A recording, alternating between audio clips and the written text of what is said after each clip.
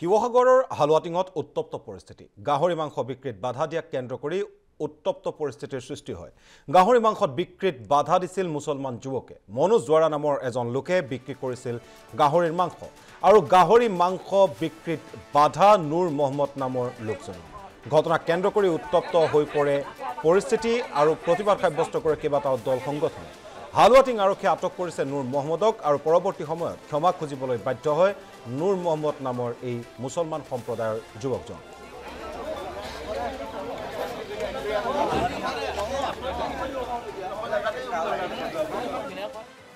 দিনমানৰ আগত এজন আমাৰ আহোম সম্প্ৰদায়ৰ খিলঞ্জীয়া যুৱকে গাহৰি কাটিছিলে, কিন্তু অতি পৰিতাপৰ মুছলমান ব্যক্তিয়ে তেওঁক গৈ ধমকি দিছেগৈ আৰু তাৰ আচলতে মূল তাৰ বিষয়ত জড়িত আছে তেওঁলোকৰ এই যিজন মানুহে গাহৰি কাটিছিলে তেওঁৰ মাটি অবৈধভাৱে দখল কৰি থকা এটা মিয়া, আৰু সেই মিয়াটোৰ পৌচানতে পৰি আচলতে সেই তাৰ থলুৱা যিজন মুছলমান সম্প্ৰদায়ৰ যুৱকে তেওঁক গাহৰি কটাক লৈ ইয়াত এই মুছলমান গাঁৱৰ মাজত গৰীয়া গাঁৱৰ মাজত গাহৰি কটা নচলিব বুলি আচলতে যিসমূহ বক্তব্য তেওঁলোকে দিছিলে, তেওঁ ধমকি দিছে, তাক আমি বিৰাচিন্তা তীব্ৰ ভাষাৰে গৰিহণা দিছোঁ। আমাৰ হালুৱাটিং অঞ্চলৰ গাড়ীগাঁৱত হেমন্ত দুৱাৰা নামৰ এজন গাহৰি ব্যৱসায় কৰা এজন যুৱকে, তেওঁ আচলতে আহোম সম্প্ৰদায়ৰ এজন যুৱক, তেওঁ গাহৰি ব্যৱসায় কৰে আৰু তেওঁ গাহৰি কটাক লৈ আচলতে মুছলমান সম্প্ৰদায়ৰ এজন ব্যক্তিয়ে তেওঁৰ ঘৰত গৈ পানি দম দিছে যে ইয়াত গাহৰি নচলিব, ইয়াত গাহৰি নাকাটিবি, এই অঞ্চলত গাহৰি নাকাটিবি, এনেধৰণৰ আচলতে ভাবুকি দিয়া পৰিলক্ষিত হ'ল যোৱাকালি।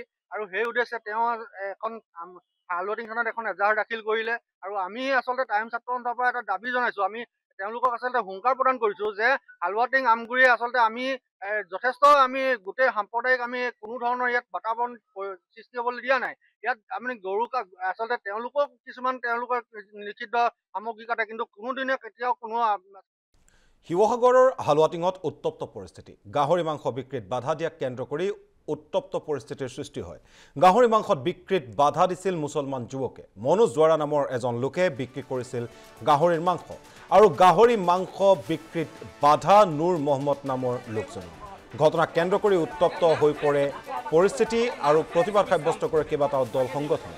হালুৱাটিং আৰক্ষীয়ে আটক কৰিছে নুৰ মহম্মদক আৰু পৰৱৰ্তী সময়ত ক্ষমা খুজিবলৈ বাধ্য হয় নুৰ মহম্মদ নামৰ এই মুছলমান সম্প্ৰদায়ৰ যুৱকজন।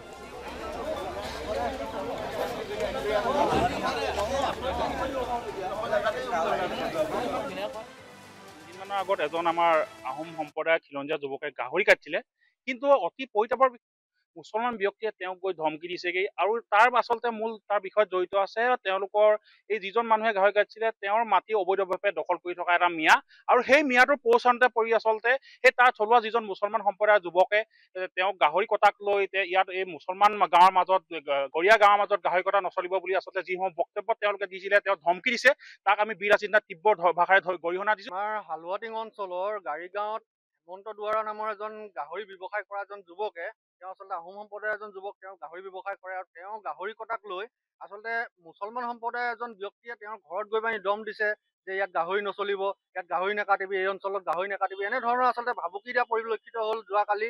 আৰু সেই উদ্দেশ্যে তেওঁ এখন হালুৱাটিং থানাত এখন এজাহাৰ দাখিল কৰিলে আৰু আমি আচলতে টাইম ছাত্ৰ সন্থাৰ পৰা এটা দাবী জনাইছোঁ। আমি তেওঁলোকক আচলতে হুংকাৰ প্ৰদান কৰিছোঁ যে হালুৱাটিং আমগুৰিয়ে আচলতে আমি যথেষ্ট আমি গোটেই সাম্প্ৰদায়িক আমি কোনো ধৰণৰ ইয়াত বাতাবৰণ সৃষ্টি হ'বলৈ দিয়া নাই। ইয়াত আমি গৰুক আচলতে তেওঁলোকক কিছুমান তেওঁলোকৰ নিষিদ্ধ সামগ্ৰী কাটে, কিন্তু কোনোদিনে কেতিয়াও কোনো।